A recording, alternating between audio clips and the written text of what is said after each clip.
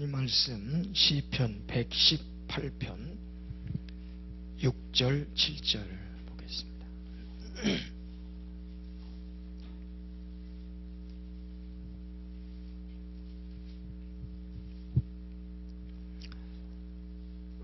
시편 118편 6절 7절 찾으셨죠? 같이 합독하십시다. 시작. 여호와는 내 편이시라. 내게 두려움이 없나니 사람이 내게 어찌할꼬. 여호와께서 내 편이 되사 나를 돕는 자 중에 계시니 그러므로 나를 미워하는 자에게 보응하시는 것을 내가 보리로다. 아멘.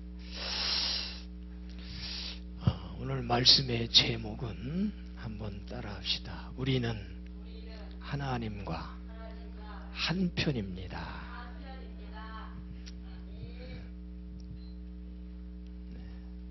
여러분은 누구와 한편이에요? 나는 하나님과 한편이다. 제가 처음 교회를 개척할 때 하나님께서 이 말씀을 주셨어요. 그래서 이 말씀을 붙잡고 하나님의 일을 시작했는데, 하나님과 한편만 된다고 하면은 뭐 걱정 있겠어요? 네? 걱정 있겠어요? 없겠어요? 근데 왜 이렇게 얼굴에는 근심이, 수심이 충만하나? 이런 얘기를 시작하겠습니다. 당나귀가 우물에 빠졌습니다. 농부는 슬프게 울부짖는 당나귀를 구할 도리가 없었어요. 마침 당나귀도 늙었고 쓸모없는 우물도 파묻으려고 했던 이 농부는 당나귀를 단념하고 동네 사람들에게 도움을 청하기로 했습니다. 동네 사람들은 우물을 파묻기 위해 제각기 삽을 들고 와서 흙을 파서 우물을 메워갔습니다. 당나귀는 막 울부짖으면서 소리를 지르는 거예요. 한참 이렇게 흙을 막 우물에다가 파놓는데 조금 지나다 보니까 당나귀가 울음소리가 안 나요. 이제 묻혀서 죽었는가 보다 궁금해가지고 동네 사람들이 그 우물 속을 들여다봤어요. 그런데 당나귀는 사람 이제 삽으로 흙을 퍼서 이렇게 던져 넣으면은 그게 가만히 이렇게 묻힌 것이 아니라 그 흙을 막 털어버려서 떨어뜨리고 그 위로 올라서고, 또 막 털어서 떨어뜨리고 그 위에 또 올라서고, 그래가지고 올라왔어요.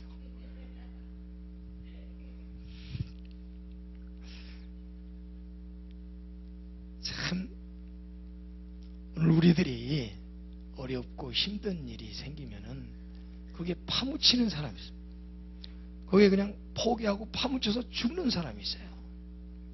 근데 지혜로운 사람은 바로 이렇게 곤경에 빠질 때 오히려 그 환경의 흙더미를 밟고 일어서서 거기에서 빠져나오는 그러한 사람이 지혜롭고 용기 있는 사람이에요. 어려움이 올 때 여러분, 그게 그냥 파묻혀서 아이고 나 죽네 그러면 안 돼요. 어떻게 하면은 여기서 내가 빠져나갈 수 있을까? 기도하면서 지혜를 구해서 그 어려움을 극복해 나가는, 그 어려움을 오히려 성공의 발판으로 삼는 그러한 사람이 되어야 될 줄 믿습니다. 오늘 본문 말씀 보면은 여호와는 내 편이시라. 내게 두려움이 없나니 사람이 내게 어찌할꼬. 여호와께서 나를 돕는 자 중에 계시니 그러므로 나를 넘어뜨리려고 하고 나를 이기려고 하는 원수들이 보응당하는 것을 내가 볼 것이다. 이렇게 시편 기자는 간증을 하고 있습니다. 여러분, 하나님이 어떤 분이십니까? 하나님은 천지를 창조하신 분입니다. 하나님은 전능하신 분입니다. 그 하나님이 내 편이라는 거죠. 여러분, 하나님과 한편만 돼서 일한다고 하면은 승리는 우리 것입니다. 그리고 내가 하나님과 한편만 된다고 하면 무엇이 두렵겠어요? 무엇이 문제가 되겠어요? 그게 내가 하나님과 한편이 되지 못하는 게 문제지, 내가 하나님과 한편만 된다고 하면은 하나님과 같은 편에만 있으면은 아무런 문제가 없습니다. 요한복음 10장에 보면은 하나님은 마녀보다 크심에 하나님의 손에서 우리를 빼앗을 자가 없다, 그렇게 말씀했어요. 하나님께서 우리와 같이 계시면, 하나님과 우리와 함께만 한다고 하면은 우리는 어떤 환경 속에서도 승리할 수가 있다고 하는 것을 믿으시기 바랍니다. 그래서 오늘 이 아침에는 나와 한편 되신 하나님은 과연 어떤 분인가, 나에게 그것을 생각해 보기로 하겠습니다. 5절 말씀을 먼저 봅니다. 이 118편을 쭉 생각해 봅니다. 50 말씀을 보면은 내가 고통 중에 여호와께 부르짖었더니 여호와께서 응답하시고 나를 광활한 곳에 세우셨도다. 이 말씀을 보니까 나와 한편 되신 하나님은 어떤 하나님이냐? 내가 기도만 하면은 응답해 주시는 하나님이다. 내가 기도만 하면 응답해 주시는 하나님이다. 여러분, 하나님께서는 우리가 하나님 앞에 무엇을 요구하든지 내가 요구하는 그 모든 것을 해결해 줄 수 있는 능력이 있으신 분이에요. 내가 응답해 준다고 말만 해놓고 할 수 없는 그런 분이 아니란 말이죠. 응답해 준다고 말씀을 하신 하나님은 능히 그것을 해결하실 수 있는 모든 능력과 힘을 가지고 계시는 분이라는 거예요. 그분은 바로 나에게 내가 무엇이든지 내게 구하면 응답해 주신다고 하시는 그러한 하나님이라고 하는 거예요. 시편 91편 15절에 보면은 저가 내게 간구하리니 내가 응답하리라. 저희 환난 때에 내가 저와 함께하여 저를 건지고 영화롭게 하리라. 그렇게 말했어요. 시편 이사야 58장 9절에 보면은 내가 부를 때에는 나 여호와가 응답하겠고 내가 부르짖을 때에 말하기를 내가 여기 있다 하리라. 그렇게 말했어요. 그러니까 하나님께서는 우리가 하나님하고 부르기만 하면은 대답을 내주신다는 거예요. 그리고 우리가 하나님 앞에 뭔가 도움을 청하면은 하나님은 분명히 그것을 해결해 주시는 그러한 능력을 가지신 분이라고 하는 겁니다. 그래서 환난 날에 나를 부르라. 내가 너를 건지리니 내가 나를 영화롭게 하리로다. 이렇게 말씀합니다. 그러니까 여러분, 우리는 하나님만 부르시면 돼요. 그 하나님이 누구 편이에요? 내 편이란 말이에요. 나하고 같은 쪽에 있어요. 나하고 항상 같이 계시기 때문에 하나님만 부르면은 하나님께서는 우리를 도와주시고 우리에게 은혜를 베풀어 주시고 응답해 주신다고 하는 것을 말씀해 주고 있습니다. 예레미야 33장 3절에 보면은 너는 내게 부르짖으라. 내가 응답하겠고 내가 알지 못하는 크고 비밀한 것도 알려주겠다. 그러니까 기도만 하면은 응답하시는 그분이 바로 내 편이라고 하는 것을 우리는 분명히 믿고 하나님 앞에 늘 기도하는 그러한 삶을 살아야 됩니다. 제가 어제 왔어요. 어제 집에서 한 12시 반쯤 오산에 가서 버스를 타야겠다 생각하고 이렇게 왔어요. 집에서 인터넷에서 이제 표가 있나 없나 이렇게 보니까 표가 여유가 있더라고요. 그래서 이제 예매를 하지 않고 그거 사면 되겠다고 갔어요. 그래서 1시 반쯤 오산에 도착을 했습니다. 그래서 매표부에 가서 2시 20분 버스 표가 있느냐고 물어보니까 없대요. 그러면 해운대 가는 표 언제 있냐니까는 저녁 6시 차밖에 없대. 그러니 거기서 한 5시간을 기다려야 된단 말이에요. 그래서 어떻게 해야 되나. 이렇게 궁리를 하다가 집에를 들어와야 되나. 집에 와서 또 늦었으니까 밤차를 타고 와야 되나. 많은 생각을 하고 수원으로 한번 가볼까. 뭐 이렇게 생각하다가 가서 한번 또 물어봤어요. 혹시 차가 오는데 예매는 다 됐다고 했지만은 빈 좌석으로 오는 때가 있냐 없냐 그랬더니 있대요. 제가 이렇게 타고 가다 보니까 빈 좌석이 많이씩 그냥 가는 경우가 많더라고. 그리고 그러면 그런 좌석을 어떻게 하면 알 수가 있냐니까는 차를 기다렸다가 운전수한테 물어봐야 되는데 근데 자기 그 오산 그 정류장에서 할당된 표는 이미 다 팔렸다는 거예요. 그래서 한번 기다려보자 하면서 하나님 앞에 기도했죠. 하나님, 이제 가야지 되는데 좌석이 없다고 그러는데 표가 살 수는 없고 꼭 좌석이 하나는 필요합니다. 그래야 내가 갈 수 있습니다. 하나님께 아뢰입니다. 감사합니다. 그리고서 기다렸어요. 차가 2시 20분에 들어와야 되는데 한 30분 가까이 돼서 차가 들어오더라고요. 그래서 얼른 가가지고 문 열리게 운전수한테 좌석이 있습니까? 그러니까 없대요. 아마 다 예매됐을 거라고 없다 그래요. 그때 어떤 아저씨가 한 분이 나하고 똑같은 분이 있더라고. 근데 그분은 아마 그 이후에 표를 샀는데 좀 일찍 가려고 기다리기 어려우니까 와서 물어본 것 같아요. 근데 좌석이 없다 그래요. 그래서 어떻게 가야 되나. 가만히 서 있었습니다. 거기에 가만히 분명히 하나님이 뭐 준비해 놓으실 걸 하고. 근데 이제 시간이 돼서 차가 떠나려고 막 이렇게 하는데 운전수가 얼른 들어오라 그러더라고.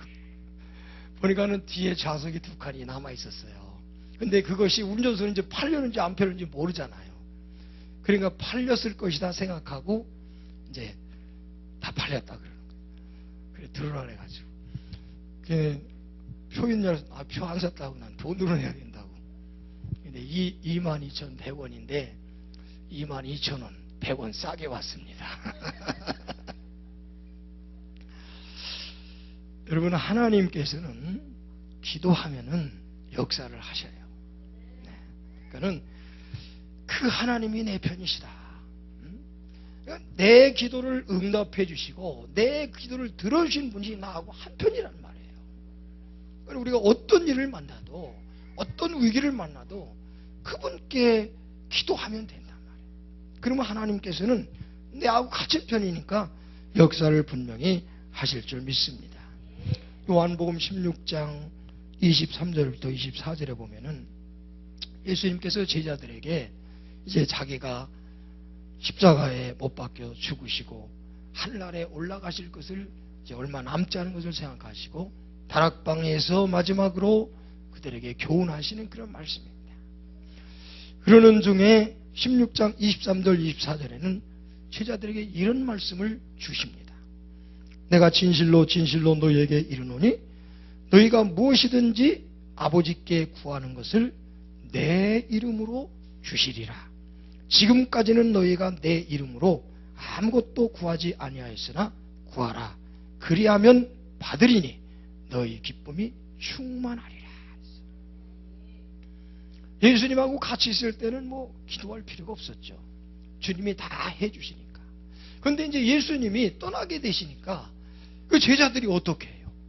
그러니까는 예수님이 떠나게 되시면서 제자들에게 염려하고 근심하고 걱정하고 막 제자들이 두려워하니까 그들에게 약속을 주시고 떠난 게 있는데 너희들이 내 이름을 가지고 아버지에게 무엇이든지 구하면은 아버지께서 내 이름으로 그것을 시행해 주시겠다.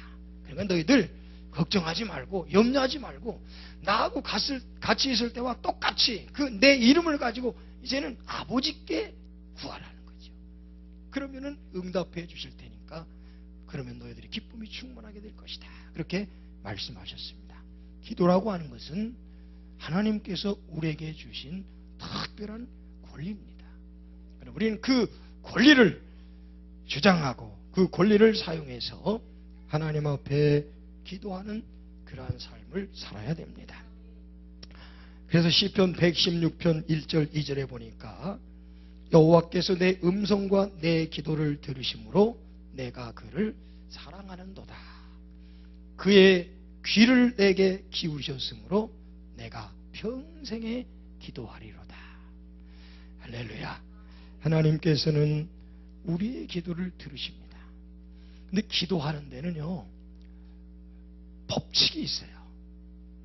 그냥 기도만 한다고 되는 게 아니라 하나님께서 기도하는데 어떻게 기도해야 될지 많은 규칙들을 우리에게 주셨습니다. 그러니까 그것들을 성경 속에서 여러분이 잘 찾아보고 그것에 따라서 기도해야 돼요. 그래야 응답을 해줍니다. 어제 저녁에 목사님이 빌립보서 4장 4절부터 7절까지 말씀을 하셨죠. 제가 오면서 그 말씀을 묵상을 하고 왔어요. 그래서 염려에서 평강으로 이렇게 가는 그러한 방법이 바로 거기에 있구나 하는 그런 것을 생각하면서 왔는데, 거기 보면은 6절에 그렇게 있잖아요. 아무것도 염려하지 말고 오직 모든 일에 기도와 간구로 너희 구할 것을 감사함으로 하나님께 아뢰라. 그랬죠? 우리가 하나님 앞에 기도하는 것은 잘해요. 근데 기도할 때 중요한 것을 놓치고 있는데 그게 뭐냐면 바로 그 앞부분에 있는 거예요. 6절 제일 앞부분에 뭐가 있어요? 네? 아무것도 염려하지 말고 이게 있어요. 그러니까 여러분 기도할 때 중요한 것이 뭐냐면 염려를 하지 말아야 돼요. 기도하면서 염려하는 것은 그 기도를 무효화시키는 거예요. 우리가 하나님 앞에 기도해놓고 기껏 기도해놓고 믿습니다 하고 뻘떡 일어나고 난 다음에 마음에 걱정하고 그 일에서 또 근심하고, 이것은 여러분이 믿습니다 하고 그 전까지 기도한 것을 완전히 백지화시키는 일이에요. 그러니까 우리가 하나님 앞에 기도하고 나서는 절대 그 일에 대해서 더 이상 염려하고 근심하는 그런 일을 해서는 안 돼요. 한나가 사무엘을 하나님 앞에 아들을 요구하고 난 다음에 엘리 제사장이 평안히 가라, 하나님이 내게 축복하시기를 원한다는 그 말씀을 듣고 가서는 다시는 그 일 때문에 얼굴에 수색이 없었다, 근심하지 않았다 그랬거든요. 그런데 하나님께서 들으셨잖아요. 하나님께서 들으셨으면은 믿음으로 구한 것은 받은 줄로 알라 그렇게 말했다고 하면은 이미 그 문제는 내 손에서 하나님께로 떠나갔어요. 하나님께서 받으셨기 때문에 하나님께서 해결하실 거란 말이에요. 그러니까 우리는 받은 줄로 알고 이제 어떻게 감사하는 그러한 삶을 살아야 되는데, 그런데 자꾸 그것이 빨리 되지 않으니까 순간순간 자꾸 뭘 해요? 또 걱정하고 또 염려하고 그렇게 한단 말이에요. 그러면은 우리가 기도하는 것이 다 백지화가 돼버리고 맙니다. 기도하면서 중요한 것은 뭐냐면은 염려하지 말아야 된다. 염려하지 말라고 하는 이 하나님의 조건을 충족시켜야 우리의 기도가 응답이 된다고 하는 것을 기억하시기를 바랍니다. 그 다음에 우리의 기도를 응답하시는 하나님이 내 편이실 뿐만 아니라 그 하나님은 오늘 7절 말씀 보니까 여호와께서 내 편이 되사 나를 돕는 자 중에 계시니 그랬어요. 13절에도 내가 나를 밀쳐 넘어뜨리려 하였으나 여호와께서 나를 도우셨도다 그렇게 말했어요. 하나님은 어떤 분이시냐? 하나님은 나를 돕는 분이시다. 여러분, 하나님은 여러분을 도와주시려고 하신 분이에요. 하나님은 여러분을 해하려고 해치려고 하신 분이 절대 아니에요. 여러분이 어떤 어려운 일을 만났을 때 하나님께서 그러셨구나, 절대 그렇게 생각하지 마세요. 우리를 해하려고 하는 존재는 마귀요 사단이지 하나님은 아니에요. 하나님은 우리를 좋게 하시려고 하시고 하나님 우리에게 복을 주시려고 하시는 분입니다. 하나님 우리를 세우시려고 하는 분이지 우리를 넘어뜨리려고 하는 분이 아니에요. 내 편 되신 하나님은 나를 돕는 분이시다. 우리에게는 큰 도움이 한 분 있어요. 언제나 우리가 도움을 요청할 때 도와주시려고 기다리고 계시는 분이 계시단 말이에요. 그분이 바로 전능하신 하나님이라고 하는 거예요. 이사야 41장 10절은 우리가 너무나도 잘 알잖아요. 두려워 말라, 내가 너와 함께 함이니라. 놀라지 말라, 나는 네 하나님이 됨이니라. 내가 너를 굳세게 하리라. 참으로 너를 도와주리라. 참으로 나의 의로운 오른손으로 너를 붙들리라. 하나님께서 나를 도와주겠다고 분명한 약속을 하셨습니다. 주 여호와께서 나를 도우시리니 나를 정죄할 자 누구뇨? 그들은 다 옷과 같이 헤어지며 좀에게 먹히리라 그랬어요. 하나님께서 나를 돕고 계시는데 감히 나를 대적할 자가 누가 있겠느냐, 그런 얘기지. 신명기 33장 29절에는 이런 말씀이 있어요. 이스라엘이여, 너는 행복자로다. 여호와의 구원을 너같이 얻은 백성이 누구뇨? 그는 너를 돕는 방패시요 너의 영광의 칼이시로다. 내 대적이 내게 복종하리니 내가 그들의 높은 곳을 밟으리로다. 우리는 참 행복한 사람이라고 하는 것을 믿으시기 바랍니다. 왜? 돕는 분이 계시니까. 나를 도와주려고 기다리고 대기하고 준비하고 계신 분이 계셔요. 하나님 하고 소리만 지르면은 하나님께서는 기다리고 계셨다가 준비하신 우리를 도와주신단 말이에요. 그래서 시편 94편 17절부터 19절에 보면은 바로 그것을 얘기합니다. 여호와께서 내게 도움이 되지 아니하셨다면 내 혼이 벌써 정막 중에 처하였으리로다. 여호와여, 나의 발이 미끄러진다 말할 때에 주의 인자하심이 나를 붙드셨사오며 내 속에 생각이 많을 때에 주의 의안이 내 영혼을 즐겁게 하시나이다. 그러니까 하나님, 내가 지금 미끄러집니다 그럴 때, 그렇게 소리 지를 때 하나님이 나를 딱 붙드신다는 거예요. 그렇지 않았으면 우린 벌써 무덤 속에 들어갔을 것이라는 거죠. 하나님이 순간순간 이렇게 우리를 도우셔서 오늘까지 에베네셀의 하나님께서 여기까지 도와주셨고 앞으로도 계속 우리를 도와주실 줄 믿습니다. 우리 마음속에 생각이 많을 때, 염려, 근심, 걱정이 많을 때 주의 의안이 내 영혼을 즐겁게 하셨다. 여러분, 하나님은 나를 돕는 분이십니다. 그리고 충분히 도와줄 수 있는 힘을 가지고 계신 분이에요. 그 하나님이 내 편입니다. 시편 146편 5절에 보면 야곱의 하나님으로 자기 도움을 삼으며 여호와 자기 하나님께 그 소망을 두는 자는 복이 있도다. 그렇게 말씀했어요. 하나님을 자기 도움으로 삼는 자가 복이 있는 사람이다. 하나님께서 우리를 늘 돕고 계십니다. 우리가 힘들고 어려울 때마다 하나님을 부르면 하나님은 왜 그러냐? 내가 여기 있다. 이렇게 대답을 해주십니다. 하나님께서 이렇게 우리를 도와주고 계신다고 하는 것을 여러분들 기억하시고 하나님의 도움을 늘 받으면서 승리하기를 주님의 이름으로 축원합니다. 또 7절에 보면은 그러므로 나를 미워하는 자에게 보응하시는 것을 내가 보리로다. 그렇게 말했어요. 하나님은 어떤 분이시냐? 나의 억울한 문제를 해결해 주시는, 원수를 갚아주시는 분이다. 로마서 12장 19절부터 21절에 보면은 사랑하는 자들아, 너희가 친히 원수를 갚지 말고 진노하심에 맡기라 기록되었을 때 원수 갚는 것이 내게 있으니 내가 갚으리라고 주께서 말씀하시니라. 네 원수가 줄이거든 먹이고 목마르거든 마시오라. 그리함으로 내가 숯불을 그 머리에 쌓아놓으라. 악에게 지지 말고 선으로 악을 이기라. 원수 갚는 것이 누구에게 있다고요? 하나님께 있어요. 그러니까 여러분의 원수를 갚는 것이 하나님 손에 있다는 겁니다. 그러니까 하나님께서는 우리에게 원수를 갚아라 그렇게 말씀했어요. 그럼 어떻게 하라고요? 하나님께 맡기고 내가 내 원수에 대해서 내가 할 일은 뭐예요? 우리 어디 그렇게 하고 계십니까? 네?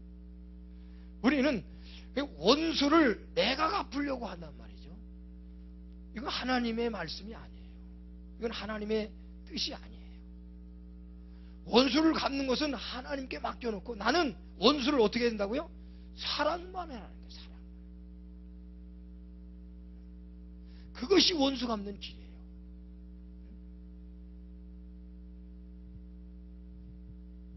그러니까 우리 마음속에는 원수가 있어서는 안 돼요. 우리 마음속에는 원수가 있어서는 안 돼요.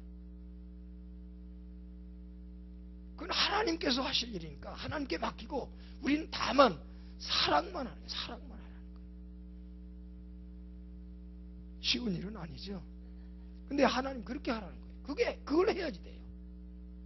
그럴 때 하나님께서 원수를 갚아주시는 거예요. 다윗이 사울이 그를 죽이려고 쫓아다니잖아요. 그런데 다윗이 어떻게 합니까? 자기가 원수를 안 갚아요. 그렇죠? 다윗은 그런 일을 했단 말이에요. 또 우리가 잘 아는 대로 손영원 목사님 같은 분은 자기 아들을 죽인 그 사람을 데려다가 아들을 삼았다. 그렇죠? 손영원 목사님은 그렇게 했단 말이죠. 그러면은 우리도 그렇게 할 수 있겠어요? 없겠어요? 네? 나는 죽어도 못해요? 우리도 할 수 있단 말이죠. 우리도 할 수 있으니까 하라 그랬고, 그리고 우리도 그렇게 해야 되는 거예요. 거기까지 가야지 돼요. 아직 덜 된 거예요. 그게 돼야지 하나님의 말씀들이 내 삶 속에 그대로 역사를 하게 돼 있어요. 그러니까 이제 원수를 많이 사랑하며 사십시오. 그러니까 특별히 나를 속상하게 하고 나에게 굉장히 그 안 좋은 그런 일들을 하는 사람들을 자꾸 사랑해야 돼요. 그냥 못 본 채 하지 말고, 저 사람 만날까 두려워하지 말고 일부러 찾아가서 사랑하는 그러한 사랑, 그러한 신앙의 삶이 우리의 삶 속에서 이루어져야 되는 거예요. 그래서 잠언 25장 21절부터 22절에도 그랬습니다. 네 원수가 배고파 하거든 식물을 먹이고 목말라 하거든 물을 마셔줘라 그런 얘기죠. 그러니까 원수가 지금 나하고 안 좋은 그런 적대 관계에 있는 사람이 지금 어려운 일을 당할 때 여러분 마음속에서는 어떤 감정이 일어납니까? 응? 어떤 감정이 일어나요? 아유 참 안됐다, 내가 가서 좀 도와줘야겠다, 그런 감정이 일어납니까? 아니면은 깨소금 맛이다 그런 감정이 일어납니까? 자, 1번, 2번 중에 1번은 안됐다, 가서 내가 도와줘야지. 2번은 깨소금이다. 자, 1번 손 들어보세요. 2번 손 들어보세요. 이것도 아니고 저것도 아니고 뭐예요?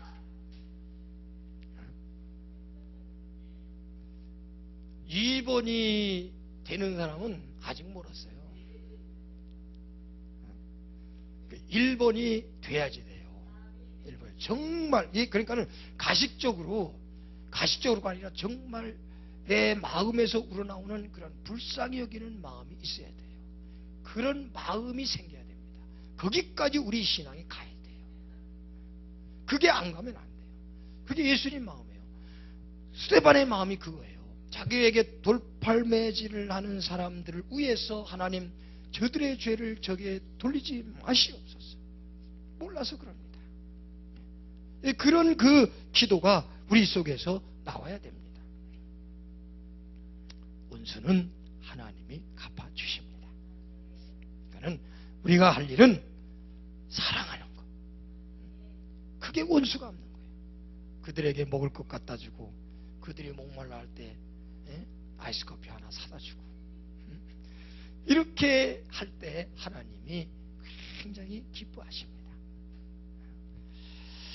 억울한 문제는 하나님께 맡기시고 우리는 사랑만 하며 사시기를 주님의 이름으로 축원합니다. 우리가 할 일은 사랑밖에 없습니다. 그 다음에 하나님은 어떤 분이시냐? 10절부터 14절까지 말씀을 봅니다. 열방이 나를 에워쌌으니 내가 여호와의 이름으로 저희를 끊으리로다. 저희가 나를 에워싸고 에워쌌으니 내가 여호와의 이름으로 저희를 끊으리로다. 저희가 벌과 같이 나를 에워쌌으나 가시던 뿔에 불같이 소멸되었나니 내가 여호와의 이름으로 저희를 끊으리로다. 네가 나를 밀쳐 넘어뜨리려 하였으나 여호와께서 나를 도우셨도다. 여호와께서는 나의 능력과 찬송이시요 나의 구원이 되셨도다. 아멘. 하나님은 곧 나의 힘이 되시는 분이다. 나의 능력이 되시는 분이다. 하나님이 나의 힘입니다. 하나님은 나의 힘이에요. 하나님이 나와 한편인데 내 힘은 곧 뭐냐? 하나님이시라는 거예요. 내 힘은 곧 하나님이에요. 그러니까 하나님의 능력이, 하나님의 그 힘이 곧 내 힘이다. 이게 하나님과 한편된 사람이에요. 따라합시다. 나에게는 하나님의 힘이 있다. 있습니까? 우리 그 힘 가지고 싸우는 거예요.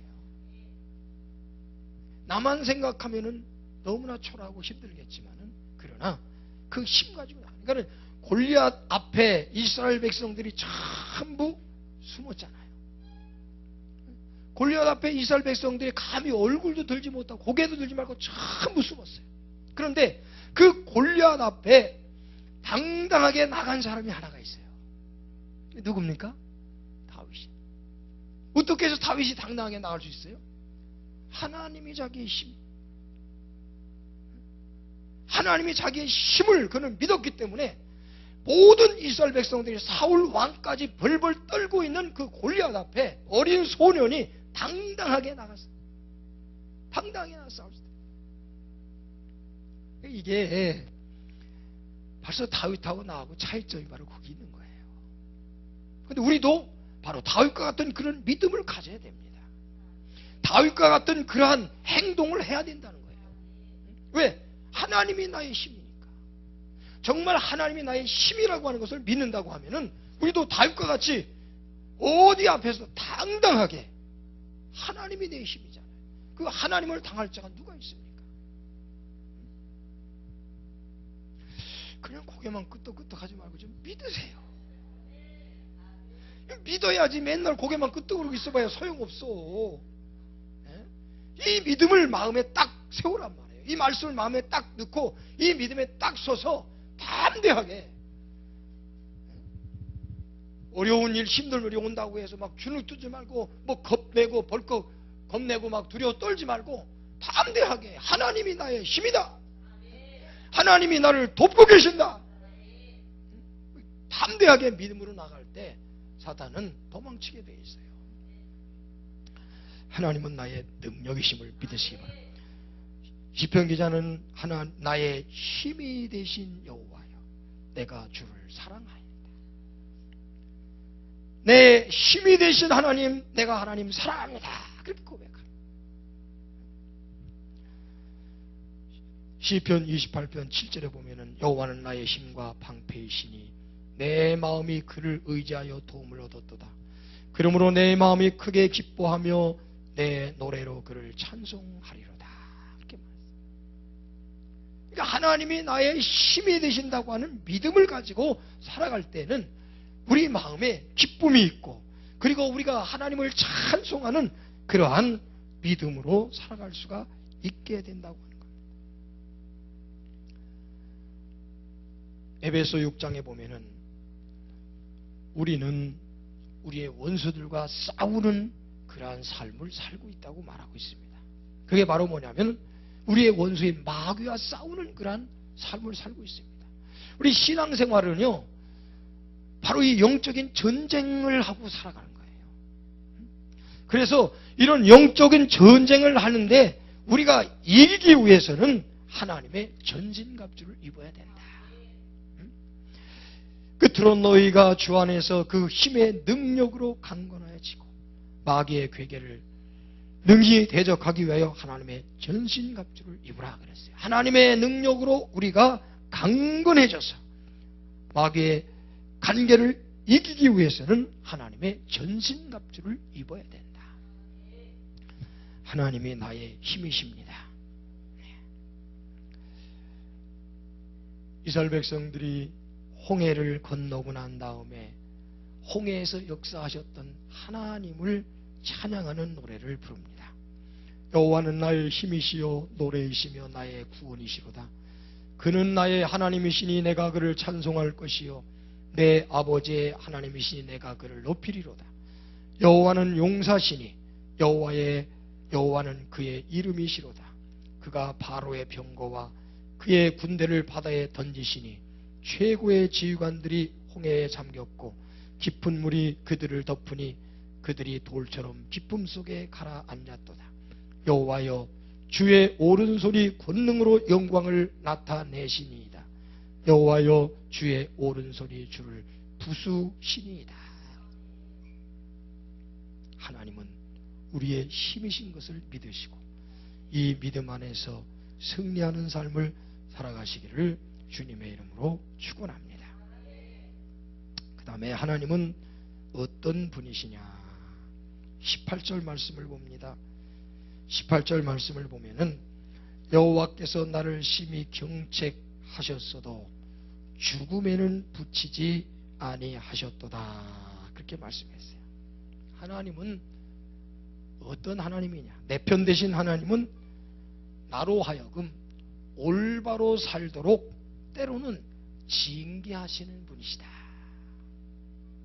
내가 잘못된 길로 갈 때는 매를 때리신다는 거예요. 왜? 올바로 살도록 하기 위해서. 그래서 우리를 하나님의 자녀로서 온전하게 되도록 만드시는 분입니다. 하나님께서 징계하시는 것을 우리는 두려워하거나 또 불평해서는 안 됩니다. 오히려 감사해야 됩니다. 왜 그렇습니까? 징계가 없으면은 사생자라 그랬잖아요. 그러니까 하나님의 자녀가 아니면은 하나님이 징계를 안 하신다는 거예요. 그러니까 하나님께서 매를 때리신다고 하는 것은 뭐예요?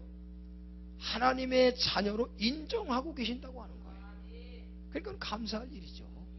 나 같은 망나니를 그래도 버리지 아니하시고 영적으로 하나님 앞에 망나니 짓을 많이 하고 있는데 그래도 버리지 아니하시고 그래도 사랑하셔서 사람 되게 만드시려고 정말 하나님의 자녀답게 만드시려고 때로 매를 때려주시는 것은 참으로 감사할 수밖에 없는 그런 일입니다. 이사야 27장 7절 8절에 보면 주께서 그 백성을 치셨은들 그 백성을 친 자들을 치심과 같았겠으며 백성이 살육을 당하였은들 백성을 도륙한 자의 살육을 당함과 같았겠느냐. 주께서 백성을 적당하게 견책하사 쫓아나실 때 동풍 부는 날에 폭풍으로 그들을 옮기셨느니라 그랬어요. 그러니까 하나님께서는 하나님의 백성들을 징계하기 위해서 사용하는 막대기가 있어요. 그렇죠? 그런데 하나님께서 이 막대기를 통해서 하나님의 자녀들을 때리시는데 그런데 결국은 이 하나님의 자녀를 때리는 데 사용한 막대기는 어떻게 해요? 하나님의 자녀보다 더 심하게 하나님이 치리하신다는 거예요. 막대기로 사용하셨다가 하나님의 백성보다 더 그러니까 여기 그의 백성들을 치신들 그 백성을 친 자를 치심과 같았겠느냐. 그러니까 하나님의 백성은 살살 때리고 쉽게 얘기하면 하나님의 백성을 때린 자들은 세게 때린다는 거예요.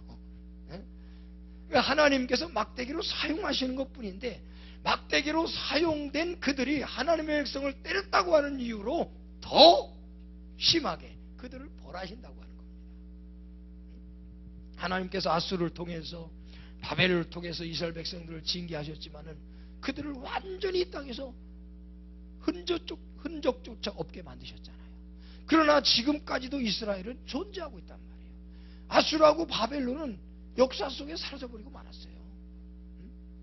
하나님께서 그렇게 하신다는 거예요. 그러니까 하나님의 자녀들을 하나님이 사랑하시기 때문에 그러니까 징계는 사랑한다고 하는 증거라고 하는 것을 우리는 알고, 이렇게 하나님께서 나로 하여금 올바로 살도록 하실 때에 우리는 그 징계를 달게 받아야 됩니다. 여호와께서 나를 심히 경책하셔서도 죽음에는 붙이지 아니하셨다.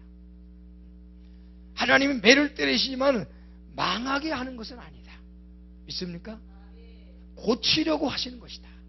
그러니까 우리가 매를 맞을 때에 빨리빨리 고쳐나가면 그만큼 매가 줄어드는 거예요. 고집을 부리고 빨리 안 고치면은 매를 맞을 수밖에 없어요. 애들도 그래요. 잘못해서 매를 때릴 때 잘못했다고 싹싹 빌고 넙죽 엎드리면은 때리다가 더 못 때리죠. 근데 고집을 부리고 있어요. 그냥 울지도 않고. 그러면은 때리는 부모가 성질이 난다고. 성질이 나가지고 더 때린단 말이에요. 우리가 하나님 앞에 이제 온유하고 겸손하게 이렇게 해야지, 고집 부리면 안 돼요. 고집이 세면은 더 맞습니다. 더 세게 맞습니다. 그러니까 그게 꺾어져야 되니까, 그게 안 꺾어지면 안 되니까. 그래서 하나님의 그 징계를 오히려 감사하고 기뻐하는 그런 삶이 돼야 됩니다. 징계하는 이유를 요한복음 15장 2절에 이렇게 말합니다. 무릇 내게 있어 과실을 맺지 아니하는 가지는 아버지께서 이를 제해버리시고 무릇 과실을 맺는 가지는 더 과실을 맺게 하려 하여 이를 깨끗하게 하시느니라. 그러니까 우리가 신앙의 열매를 많이 맺어야 하나님께 영광이 되는데, 그 열매를 더 많이 맺게 하시려고 하나님께서 자꾸 가지치기를 하시는 거예요. 가지치기. 하나님이 전지를 하신단 말이에요. 그래야 더 실하고 아름답고 더 복스러운 그런 열매를 맺을 수 있기 때문에 하나님께서 그 작업을 하시는 거예요. 그게 바로 징계라고 하는 거예요. 고난의 풀무 속에서 하나님이 우리를 건져내시는 것을 믿으시기 바랍니다.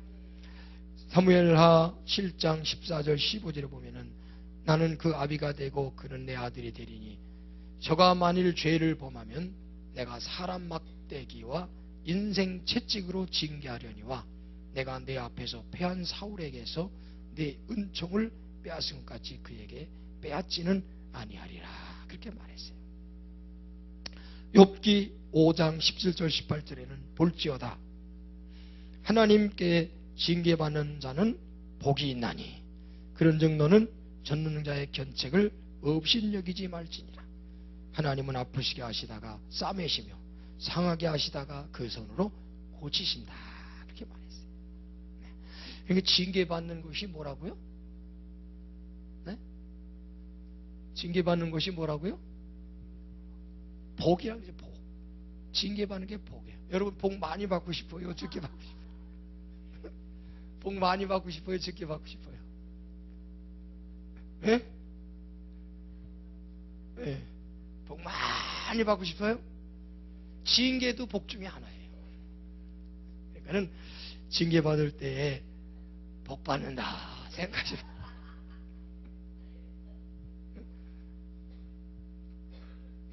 믿습니까?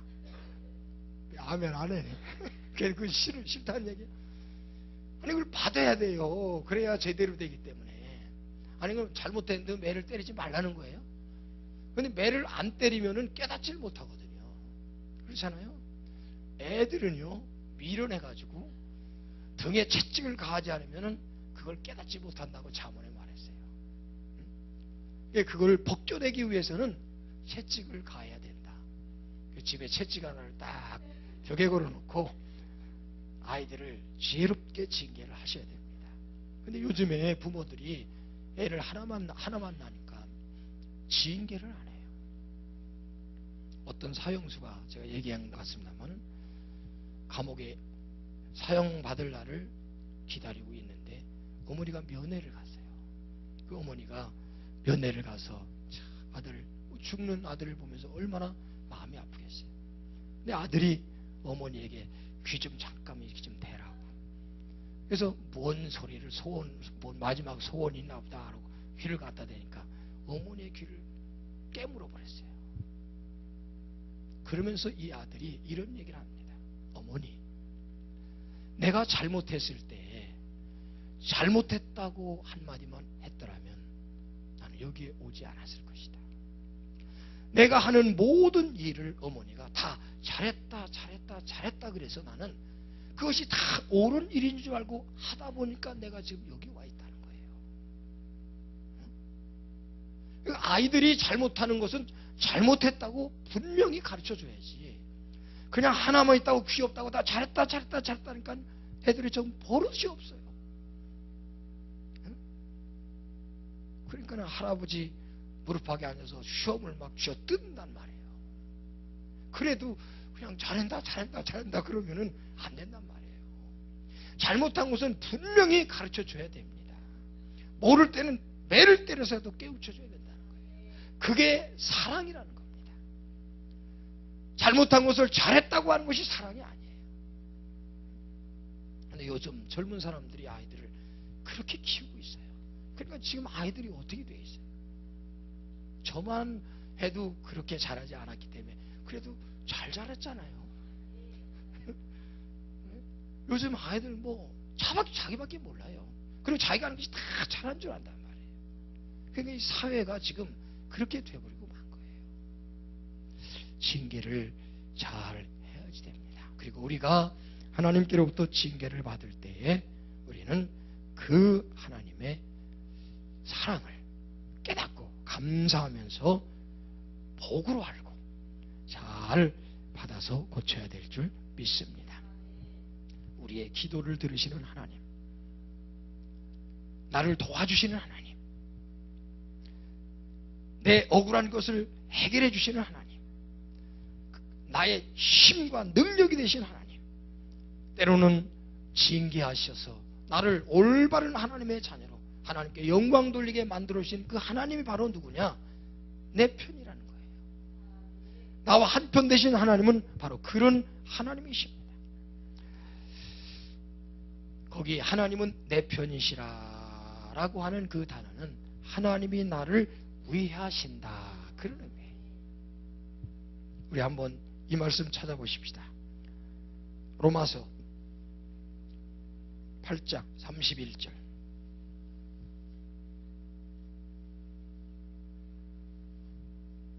로마서 8장 31절. 찾으셨죠? 자, 같이 읽습니다. 시작. 그런즉 이 일에 대하여 우리가 무슨 말하리요? 만일 하나님이 우리를 위하시면 누가 우리를 대적하리요? 할렐루야. 하나님이 나를 위해주고 계시는데 누가 나를 대적하겠는가? 하나님이 나를 우아하고 계시는데 누가 나를 대적하겠느냐? 그 어떤 것도 하나님을 대적할 자는 아무도 없습니다. 다윗은 바로 하나님은 내 편이시라, 하나님이 내 편이시라고 고백하고 그 믿음을 가지고 살았습니다. 그래서 다윗이 하나님의 은혜와 능력 속에서 어디로 가든지 승리하는 그런 삶을 살게 된 거예요. 자, 한 번 더 찾아봅시다. 사무엘하 3장 1절을 보겠습니다.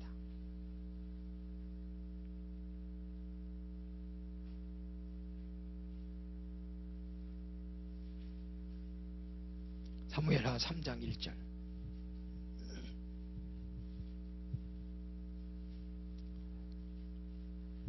찾으셨어요? 시작. 사울의 집과 다윗의 집 사이에 전쟁이 오래매 다윗은 점점 강하여 가고 사울의 집은 점점 약하여 가니라.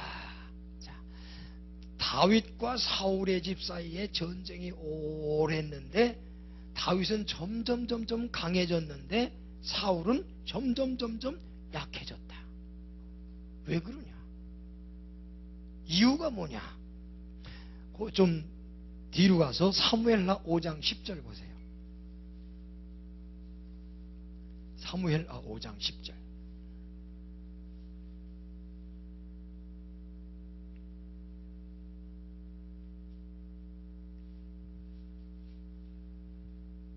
사무엘 5장 10절 시작. 만군의 하나님 여호와께서 함께 계시니 다윗이 점점 강성하여 가니라. 아멘. 사울과 다윗 집이 전쟁하는데 사울은 자꾸 쇠하여 가는데 다윗은 점점 강해져 갔다. 이유가 뭐냐? 다윗은 하나님과 한편이었기 때문에 그렇다.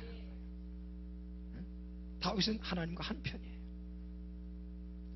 우리 JS TV 방송국이 하나님과 한편이다. 우리가 하나님과 한편이라면 누가 우리를 대적하겠는가? 하나님과 우리가 한편이라고 하는 것을 여러분 분명히 믿으시기를 바랍니다. 누가 대적하겠어요? 자, 출애굽기 14장 봅니다.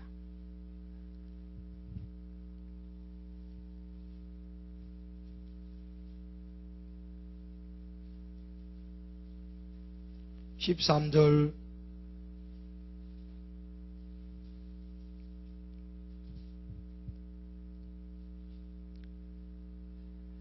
10절서부터 보겠습니다. 10절부터 14절까지. 자, 출애굽기 14장 10절부터 시작. 바로가 가까이 올 때에 이스라엘 자손이 눈을 들어본즉 애굽 사람들이 자기 뒤에 미친지라. 이스라엘 자손이 심히 두려워하여 여호와께 부르짖고 그들이 또 모세에게 이르되 애굽에 매장지가 없으므로 당신이 우리를 이끌어내어 이 광야에서 죽게 하느뇨. 어찌하여 당신이 우리를 애굽에서 이끌어내어 이같이 우리에게 하느뇨. 우리가 애굽에 당신에게 고한 말이 이것이 아니뇨. 이르기를 우리를 버려두라. 우리가 애굽 사람을 섬길 것이라 하지 아니하였. 애굽 사람을 섬기는 것이 광야에서 죽는 것보다 낫겠노라. 모세가 백성에게 이르되 너희는 두려워 말고 가만히 서서 여호와께서 오늘날 너희를 위하여 행하시는 구원을 보라. 너희가 오늘 본 애굽 사람을 또 다시는 영원히 보지 못하리라. 여호와께서 너희를 위하여 싸우시리니 너희는 가만히 있을지니라. 할렐루야. 하나님께서 싸우신다고 그랬어요. 여러분, 우리가 하나님과 같은 편에만 서 있으면 나를 위해서 하나님이 싸우십니다. 내가 하나님과 한 편이라. 전 처음에 교회를 개척할 때 이 말씀을 하나님이 딱 주시는데요. 교회를 개척해야 되는데 돈이 있어야지. 돈이 하나도 없어요. 뭐 누가 어떻게 했어? 그런데 하나님 이 말씀을 주시는 거예요. 근데 하나님 이 말씀을 딱 주시는데 그래, 하나님과 한 편에 하면 내가 뭐 못하겠느냐. 그래가지고 한 20만 원 만들어가지고 그거 가지고 교회 자리 보러 다녔어요. 그래서 그거 가서 계약하고 500, 그때는 뭐 83년도니까 뭐 옛날이죠. 500만 원 저기 보증금에 20만 원인가 월세 내는 건데 그 계약해놓고 13일 후에 300만 원, 보름 후에 300만 원, 그 다음에 한 달 후에 이제 나머지 이렇게 해가지고 이사를 가게 됐어요. 그게 다 빌려서 갖다 집어넣는 거죠. 그래가지고 교회를 시작했는데 한 달에 월세가 20만 원씩 나가야 되잖아요. 근데 둘이 헌금하면 그때는 1,000원씩 뿐이 못했어. 우리도 2,000원, 일주일에 2,000원 헌금 나오는 거예요. 뭐 둘이 시작했으니까. 그러니 그거 가지고 20만 원 월세를 어떻게 갚아요? 계속 빌려다 내는 거예요. 근데 6개월 지나니까 또 이상되게 하더라고요. 그러니까 그때 그런데 참 그때 맨날 월세 내는 거 걱정하고 그냥 막 그랬으면은 나 못 살았을 거야. 근데 마음이 편안한 거예요. 걱정이 하나도 없어요. 왜? 하나님과 한 편이니까. 하나님과 내가 한 편이라고 하는 그 믿음을 가지고 있으니까 그 상황은 나에게 아무런 영향을 주지 못해요. 그냥 기쁘고 즐겁고 마음이 평안한 거예요. 뭐 내가 뭐 내일 하는 게 아니고 하나님 일하는 거고 하나님이 나와 한 편이라고 했으니까 하나님이 일하실 거니까 뭐 걱정이 안 돼요. 그러니까 여기까지 살고 있는 거지. 그렇지 않았으면은 그거 2,000원 매주 2,000원씩 나오는 거 가지고 20만 원 저게 생각해봐요. 네? 여러분들이 하도 돈을 많이 가지고 주물럭거리는 사람들이니까 뭐 그런 거 아무것도 걱정 없어도 되지만, 네? 네? 그러니까 그 걱정이 되면 뭐 아무것도 못 하잖아요. 그런데 마음이 참 평안해요. 그런데요, 절대 하나님 굶기지 않으셨어요. 한 끼도 안 굶었습니다. 그리고서 개척하면서부터 살이 찌기를 시작하더라고요. 이상하게. 제가 청각 때는 한 58kg 나갔어요. 좀 마른 편이었었거든요. 근데 개척하면서부터 그러니까 참 그게 은혜예요. 그러니까는 잘 먹고 잘 사는 중 알아. 사람들이 좀 말라야 사람이 불쌍히 여길 텐데 살이 붙으니까는 이게 뭐 잘 먹고 잘 사는 줄 알고 불쌍히 여기지 않더라고. 하나님께서 참 하시더라고. 그러니까 여러분, 하나님이 나와 한편이라고 하는 것을 이걸 한번 여러분 가만히 생각해 보세요. 이거 얼마나 놀라운 일인지 몰라요. 하나님과 한편만 되면 세상 모든 것이 다 원수가 돼도 우리가 이기는 거예요. 내가 이기는 거예요. 네? 그러니까 우리 JSTV 하나님이 한편이시라고 하는 거예요. 네? 그걸 여러분이 꼭 믿으시고 여러분 승리합시다. 하나님이 싸우실 겁니다. 하나님이 싸우셔요. 분명히 하나님이 싸우시는데 하나님은 우리의 원수들이 보응받는 것을 우리가 보도록 만드실 거예요. 그 하나님이 나와 함께 하심을 믿으시기 바랍니다. 그러니까 이스라엘 백성들이 애굽 군대가 뒤쫓아와 있고 앞에는 홍해가 가로막혀 있고 그러니까 그냥 벌벌 떨고 그냥 막 두려워할 때에 모세가 뭐라고 얘기해요? 가만히 있어라. 가만히 있어라. 여러분 가만히 있으면 돼요. 가만히 있어라. 응? 오늘날 너희를 위하여 행하시는 구원을 보라. 너희가 오늘 본 애굽 사람은 또다시는 영원히 보지 못하리라. 여호와께서 너희를 위하여 싸우시리니 너희는 가만히 있을지니라. 하나님이 싸우고 계십니다. 믿습니까? 하나님이 지금 싸우고 계신다고요. 우리는 가만히 있어야 되는데 가만히 앉아서 뭐 해야 되느냐? 하나님을 믿고 하나님 앞에 기도해야 돼요. 그럼 하나님께서 싸우십니다. 하나님 역사를 하십니다. 그래서 매일매일 승리하는 그러한 삶을 사시기를 주님의 이름으로 축원합니다. 금년 여러분 하나님이 내 편이시다. 나는 하나님과 한 편이다. 이 믿음 가지고 하나님 내 힘이고 하나님 나를 지금 돕고 계시고 내가 기도만 하면 응답하시고 그래서 나를 승리하게 하신다고 하는 걸 믿고 우리 JSTV도 하나님이 함께 하시고 하나님이 한편 되셔서 역사하실 줄 믿고 우리 승리하는 그런 한 해가 되시기를 주님의 이름으로 축원합니다. 축원합니다.